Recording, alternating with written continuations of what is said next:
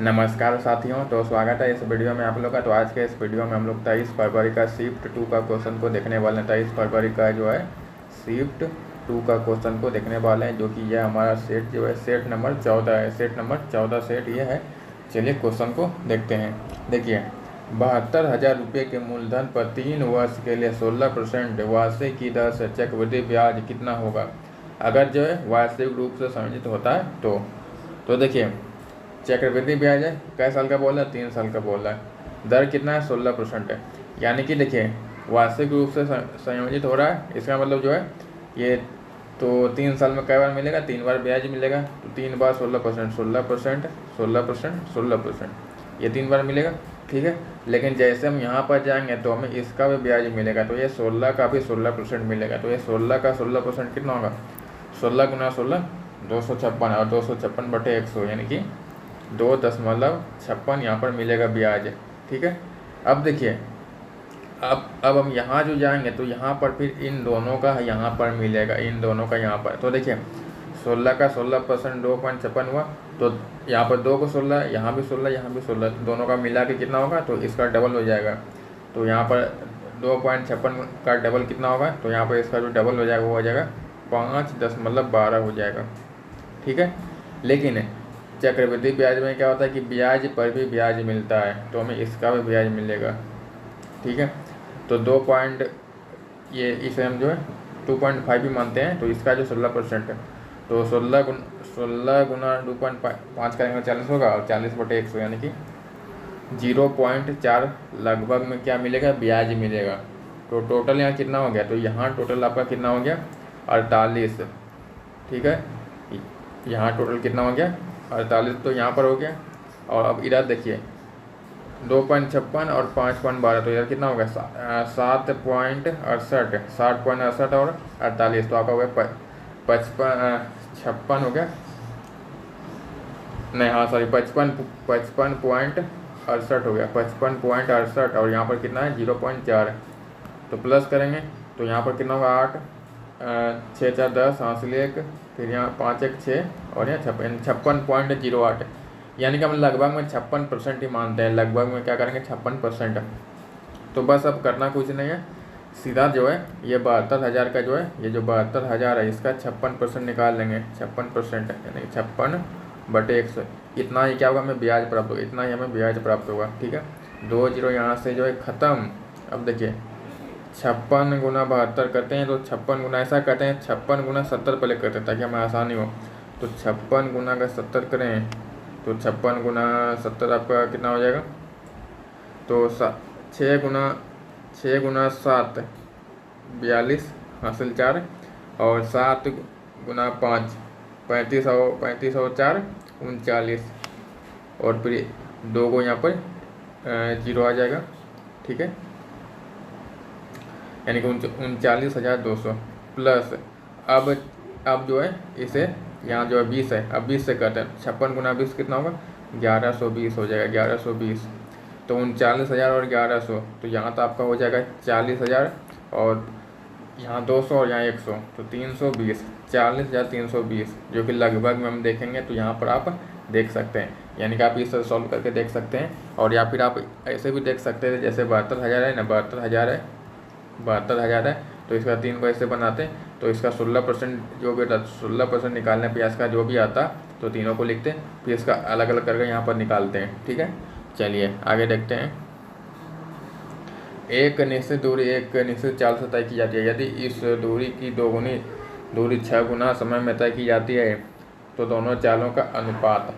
तो देखिए, इसमें क्या बोला है, एक निश्चित दूरी है, तो देखिए यहाँ पर देखिए, देखते हैं, देखिए दूरी का हम डी मानते हैं। ठीक है, जैसे कोई डी है पहला दूरी, और चाल को हम मानते हैं ऐसे, यानी स्पीड, और इसको हम समय को टी मानते हैं। ठीक है, तो यहाँ देखिए, यहाँ पर सभी को हम 1 यूनिट मान लेते हैं, यानी कि पहला जो है, पहला आपका ये 1 यूनिट है, यहाँ भी ये 1 यूनिट है, और यहाँ भी ये क्या 1 यूनिट है। ठीक है, अब दूसरा का देखिए, तो दूसरा का देखिए क्या करता है, ये दूरी जो है, दूरी दो गुनी, तो 1 का 2 गुना क्या होगा, 2 होगा, और समय क्या बोल रहा है, समय 6 गुना बोल रहा है, तो समय यहाँ पर क्या हो जाएगा 6 गुना, तो 1 का 6 गुना कितना होगा, तो 1 का 6 गुना 6 कितना हो जाएगा, 6 हो जाएगा। यहाँ पर समय हो गया, लेकिन चाल हमें यहाँ पर नहीं पता है, तो चाल हमें निकालना पड़ेगा। तो चाल बराबर क्या होता है, दूरी बटे समय होता है। चाल बराबर दूरी बटे समय, यानी कि डी बाई टी। तो डी कितना है, 2 है, और यहाँ यानी कि 2/6, तो कितने बार में होगा, यहाँ पर 1 और ये 3, यानी कि 1/3। चाल कितना है, 1/3, यहाँ कितना है, 1/3। हमें क्या पूछा है, चालों का अनुपात, तो यही तो इसका यहाँ पर अनुपात हो जाएगा ना।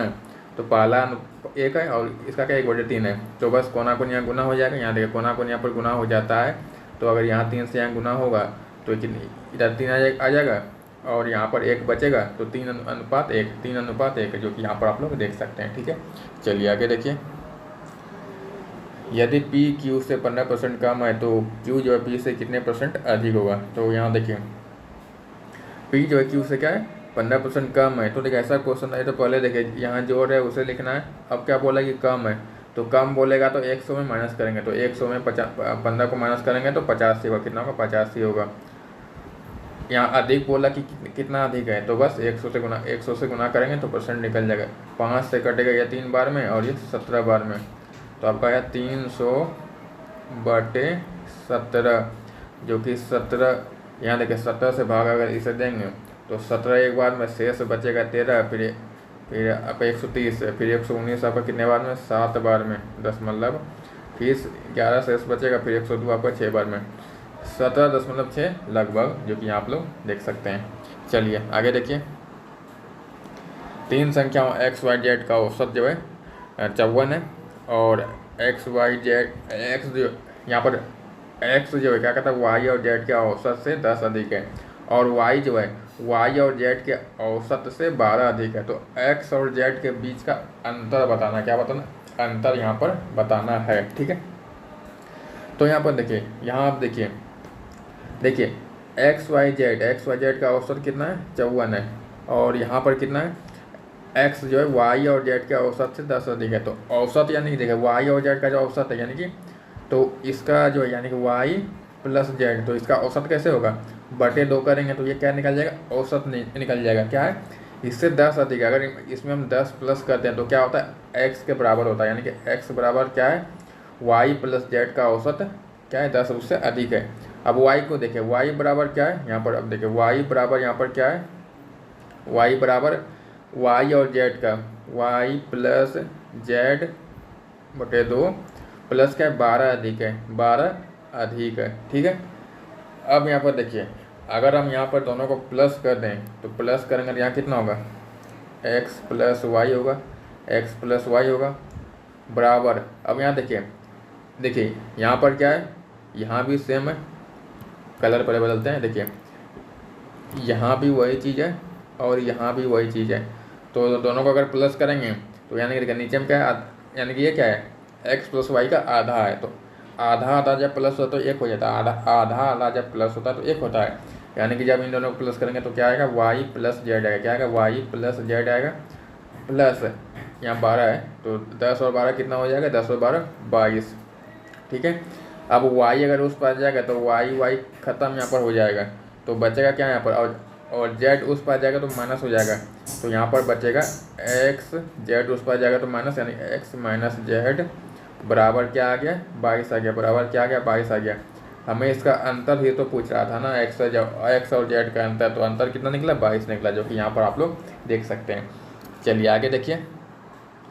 निम्नलिखित में से कौन सी संख्या 8 से विभाज्य नहीं है। तो 8 का नियम होता है कि हम उसके अंतिम अंकों को देखते हैं, क्या 8 से विभाज्य है, ये उसका नियम होता है। तो देखिए इसमें बोला कौन नहीं है, तो नहीं वाला पूछा है, तो नहीं वाला आप लोग इसका जांच करके देख सकते हैं। जैसे कि हम इसके लास्ट तीन अंकों को देखेंगे क्या उससे विभाज्य है। जैसे यहाँ देखिए, इन सब में हम क्या करेंगे, लास्ट 3 अंकों को देखते हैं, वही हम करते हैं। तो ये जो है ये क्या इससे विभाज्य नहीं है। ठीक है, आप लोग जाँच करके हुए देख सकते हैं। चलिए आगे देखिए।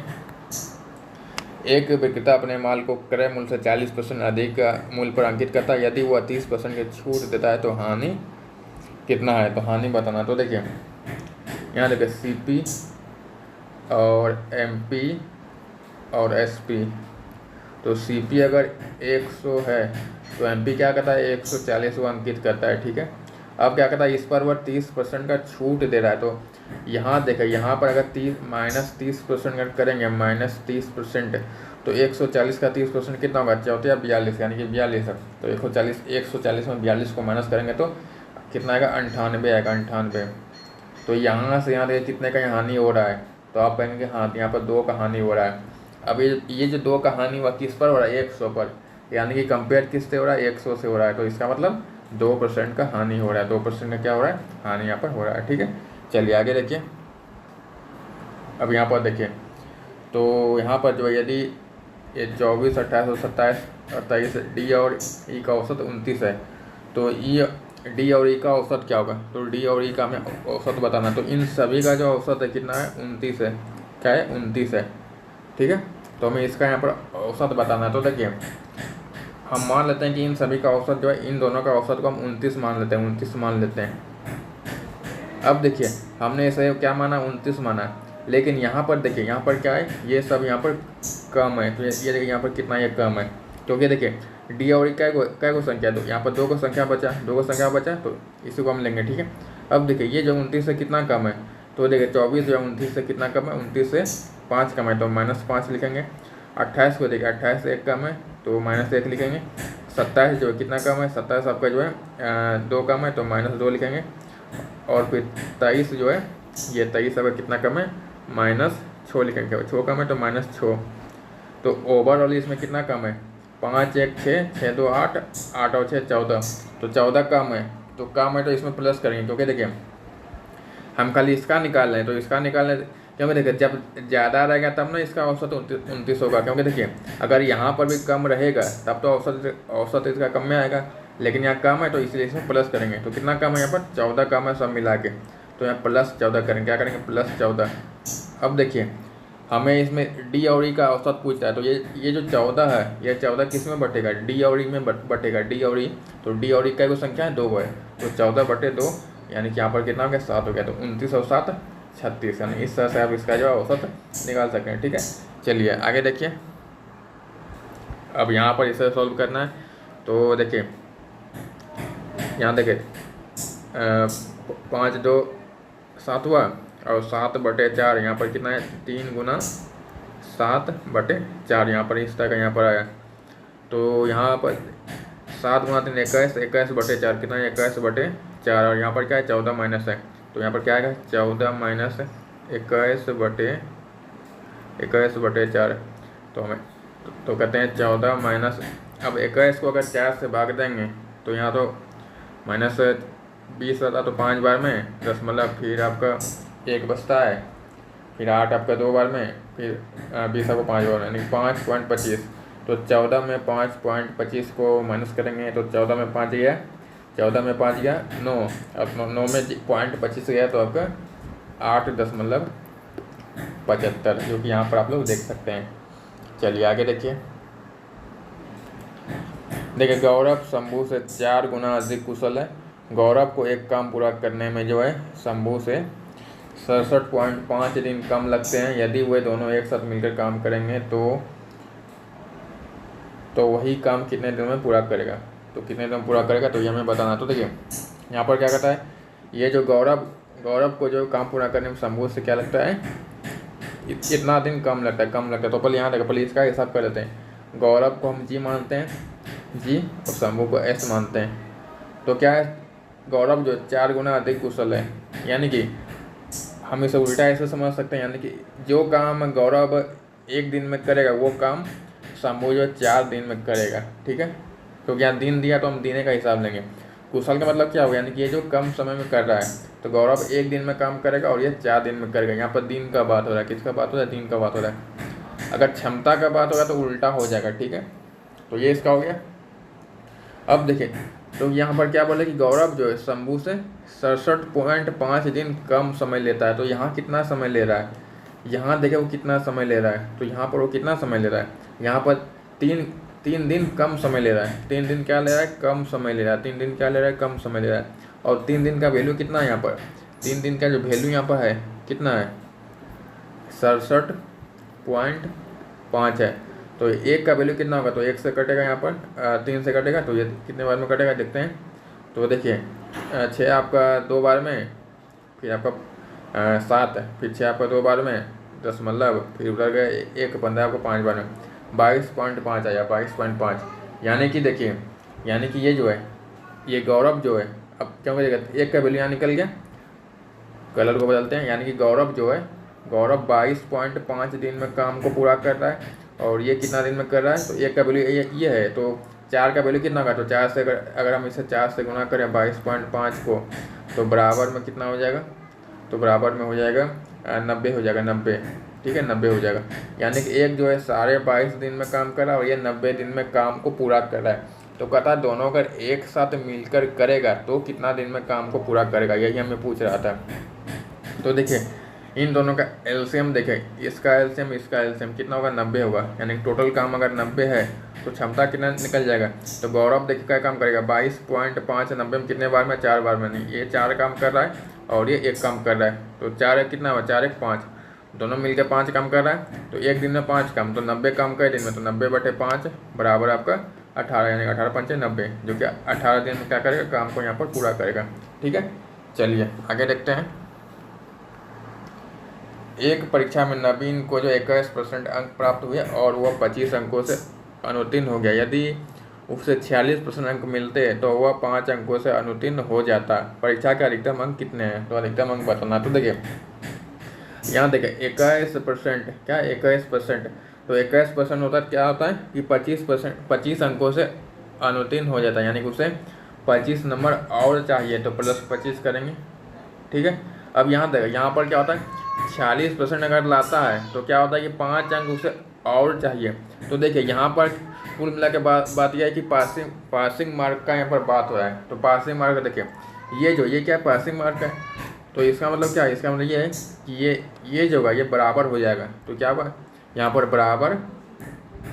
बराबर 40% प्लस, यानी 5 नंबर और चाहिए तो +5 करेंगे। ठीक है, अब देखिए 46 इस पर आएगा, तो 21 में 46 से गया, यानी कि 46 में 21 से गया तो कितना बचेगा, तो आपका बचेगा यहाँ पर जो है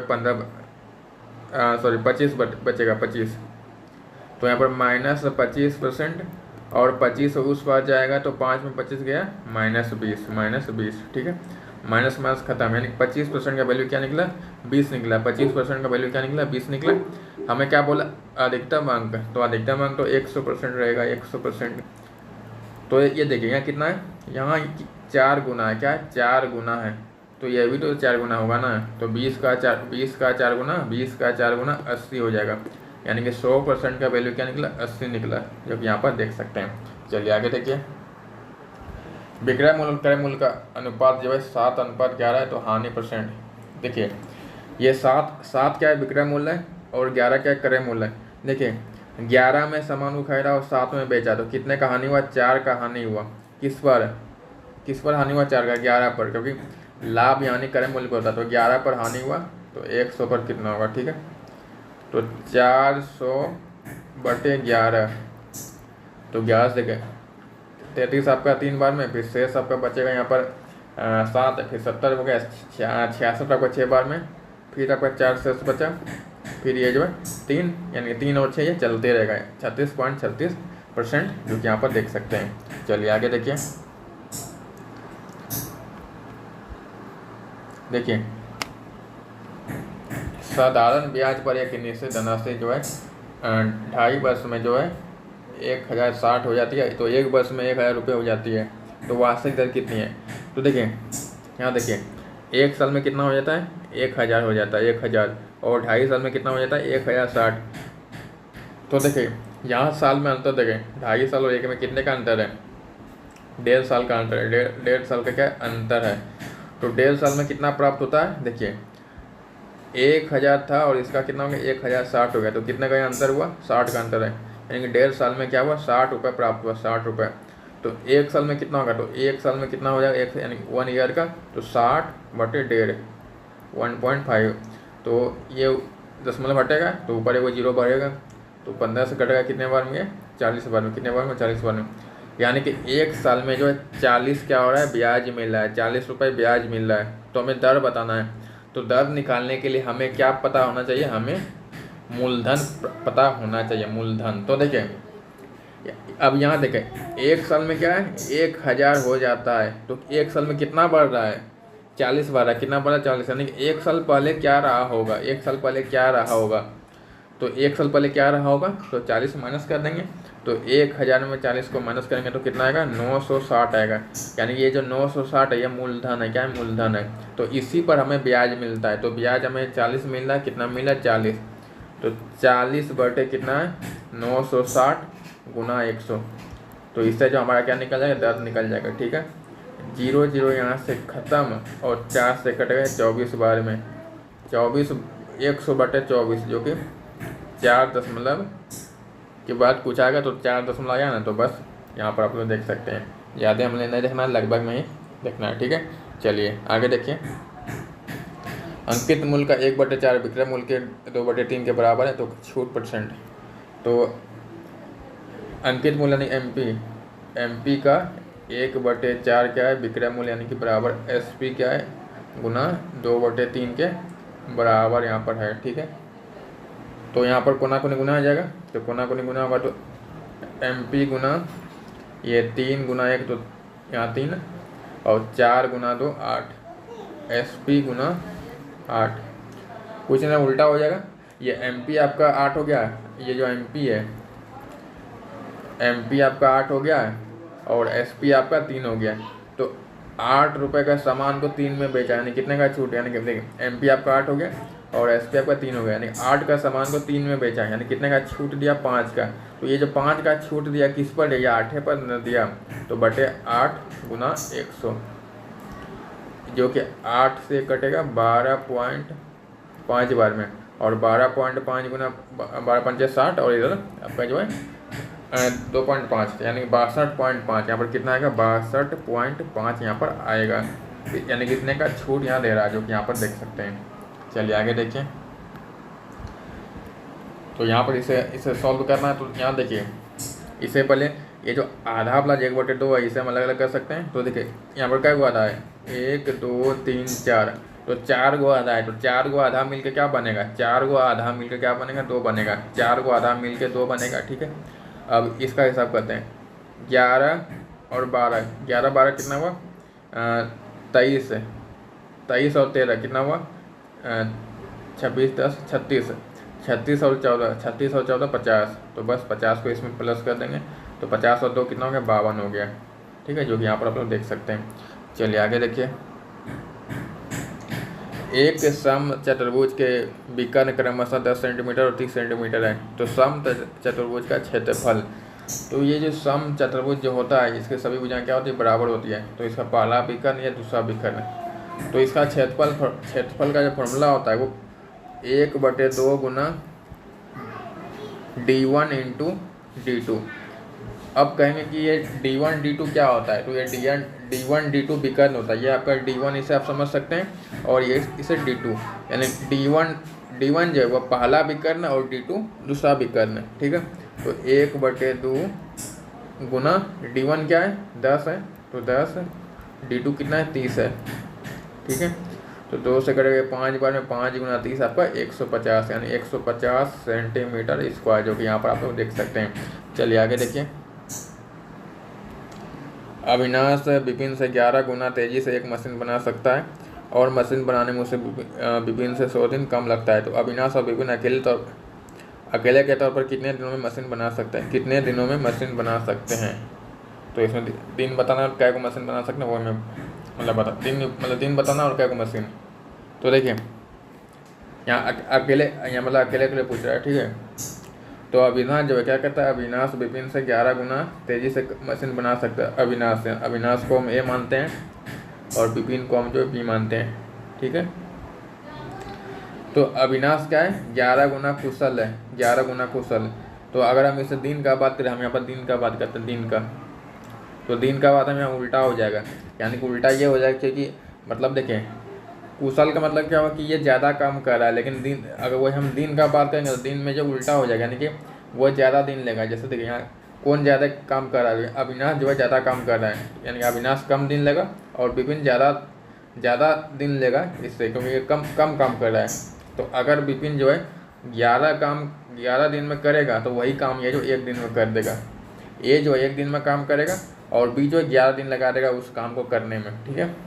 अब देखिए और मशीन बनाने में उसे विपिन से 100 दिन कम लगते, तो विपिन से अब यहाँ देखिए यहाँ कितना का कमी है, तो आप कहेंगे कि 10 का कमी है, यानी कि 10 दिन का यहाँ क्या है कमी है, 10 दिन का क्या है कमी है। और यहाँ कितना कम है 100 कम, यानी कि 10 का वैल्यू क्या निकल गया है, 10 का वैल्यू 100 हो गया। तो 1 का वैल्यू क्या हो गया 10 हो गया, 1 का वैल्यू क्या हो गया 10 हो गया। यानी कि ये जो है ये अविनाश जो है 1 का वैल्यू क्या निकला 10 निकला, तो इसका वैल्यू यहाँ पर क्या हो जाएगा 10 हो जाएगा। और 11 का वैल्यू क्या होगा 11 का 10 110, यानी कि जो है अविनाश को 10 दिन लगेंगे और ये विपिन को 110 दिन यहाँ समय लगेगा, जो कि यहाँ पर आप लोग देख सकते हैं, ठीक है। चलिए आगे देखिए 17,600 रुपये को राजा राम और मोहन में क्रमशः इतना अनुपात में बताया जाता है, तो इससे मोहन का हिस्सा, तो सभी को प्लस कीजिए 6 और 7 कितना होगा 13, 13 और 9 22, तो 22 का जो वैल्यू है कितना है 22 का वैल्यू 17,600 जो कि 22 से कटेगा तो 1 का वैल्यू निकल जाएगा, तो 22 से कितने बार में कटेगा, तो 22 से आपका कटेगा ये जो है 8 बार में और यहाँ 00, 1 का वैल्यू क्या निकला 800 निकला। हमें क्या पूछ रहा है मोहन का हिस्सा, तो यहाँ मोहन है, मोहन का हिस्सा क्या है 9 है, तो 9 का वैल्यू कितना होगा, तो 9 गुना 8 यानी कि 9 गुना 800, तो 9 8 72 यानी कि 7200 जो कि यहाँ पर आप लोग देख सकते हैं। चलिए आगे देखिए 120 लीटर के एक मिश्रण में पानी और दूध का अनुपात जो है इतना है, मिश्रण में पानी और दूध का अनुपात क्रमशः एक करने के लिए मिश्रण में कितना पानी मिलाना चाहिए वो हमें यहाँ पर बताना है, कितना पानी यहाँ पर मिलाना चाहिए वो हमें बताना है, ठीक है। तो यहाँ पर देखिए यहाँ पर जो है कितना है 5 और 7 है और यहाँ पर 1 बराबर यानी कि हो जाता है, बराबर हो जाता है।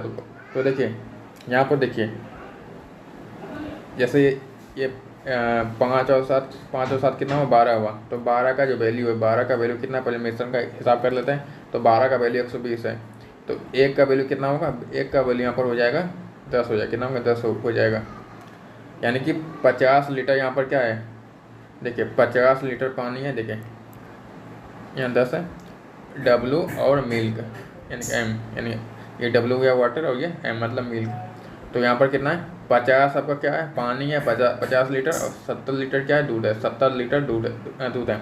तो एक अनुपात मतलब क्या बराबर करने के लिए, तो यानी कि अगर हम 50 को अगर 70 करें तो इसमें प्लस 20 करना पड़ेगा तब नहीं 70 होगा, जो कि यहाँ पर तब बराबर होके जो है 1:1 हो जाएगा, 1:1 बराबर होके यहाँ पर हो जाएगा।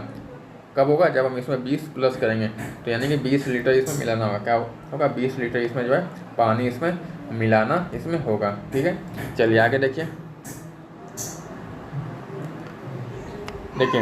पंकज ने 2 बाइकें खरीदी, पहली बाइक पर 24,000 रुपये और दूसरी बाइक में 20,000 रुपये में। उसने अब पहली बाइक को 20% लगे लाभ पर और दूसरी बाइक को 30% की हानि पर बेचा, तो कुल लाभ या हानि क्या है वो बताना है, कुल लाभ या हानि। तो देखिए पहले खरीदी कितने में हुआ मैं देख ले, तो टोटल यहाँ अमाउंट कितना हुआ 24 और 20 44,000 कितना हुआ 44,000, ठीक है। अब देखिए पहली बाइक को 20% लाभ पर, तो इस पर 20% लाभ पर, तो 24,000 का 20% कितना होगा, तो 24 से दूने 4800, तो यहाँ पर हो जाएगा 24 और 4,000 28,000 और इधर आपका 800, यानी कि इतने में क्या क्या बेचा।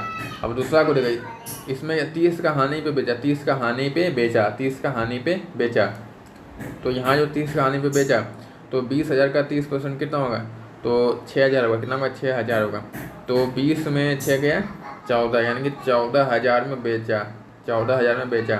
तो ओवरऑल यहाँ पर टोटल कितने में बेचा, टोटल यहाँ कितना 28 और 14 42,800, तो यहाँ पर कितने का कमी हुआ, तो देखिए ये आपका इतना में खरीदा और इतना में बेचा, यानी कि हानि हो गया, यहाँ पर क्या होगा हानि हो गया, तो हानि कितने का हुआ 44 में और 42,800 में कितने का अंतर है, तो यहाँ देखिए 1200 का अंतर है, कितने का अंतर है 1200 का यहाँ पर अंतर है, तो यही जो 1200 ये क्या है हानि यानी कि लॉस है, क्या है लॉस है, जो कि यहाँ पर आप लोग देख सकते हैं। चलिए अब वो आखिरी सवाल बचा है, इसे भी देख लेते हैं। देखिए तो यहाँ पर आप इसे देख सकते हैं, तो देखिए इसमें होता क्या है कि इसे हम लोग बार बोलते हैं। क्या बोलते हैं? बार बोलते हैं। ऊपर में होता है, मतलब इसका मतलब होता है कि ये जो चलते रहता है। जैसे यहाँ 0.5 है, तो हम अगर इसमें बार हटाएंगे तो हम इसे ऐसे लिखेंगे 5 5 5 5, ये जो है चलते रहेगा, बस इसका अंत नहीं होगा। ठीक है, तो देखिए इसका फॉर्मूला होता है कि पहले देखेंगे आप जो है पहले उसे लिखेंगे। जैसे 5 क्या है, 5 है, 0.5 है, तो हम खाली 5 को लिखेंगे माइनस। अब देखिए माइनस काय को में बार नहीं है, तो किस में बार नहीं है, तो एक को बार नहीं है, यानी कि इसमें जो है सब, यहाँ जो 5 में बार है, इसके अलावा किस में बार नहीं है, तो 0, तो बस 0। अगर कुछ नहीं होगा तो 0 हो जाएगा, अगर कुछ नहीं होगा तो 0, तो 5 माइनस 0 बटे। अब देखिए काय को संख्या में बार है, तो एक को संख्या में क्या है, बार है, एक को संख्या में क्या है, बार है, और किस में बार नहीं है, बार तो इसमें खत्म नहीं है, तो इसमें नहीं होगा। अगर जैसे कोई संख्या, जैसे अगर मान लेते 0.15 रहता है, तब इसमें क्या होता है, 5 ऐसे होता है, 5 माइनस यहाँ पर 1 है, तो 1 माइनस 1 होता, सॉरी यहाँ पर मतलब 15 होता, मतलब 15 माइनस यहाँ, और यहाँ 1 है ना, तो 1 होता, और बाटे फिर 9 होता, और फिर वो 0 यहाँ पर होता, इस तरह से यहाँ पर होता। लेकिन ऐसा नहीं है, तो ऐसा नहीं है, तो इसलिए जो है इसलिए क्या करेंगे हम, यहाँ पर 5 है, तो 5 को लिखेंगे 5 बटे 9 प्लस 3 बटे क्या गुण 12 है, 1 गुण 12 है, तो 9 हो जाएगा। एलसीएम यहाँ 9 निकला, 5 और 3 8, 8 बटे 9, जो कि यहाँ पर आप लोग देख सकते हैं। तो चलिए मिलते हैं जल्द अगले वीडियो में, तब तक के लिए जय हिंद, वंदे मातरम।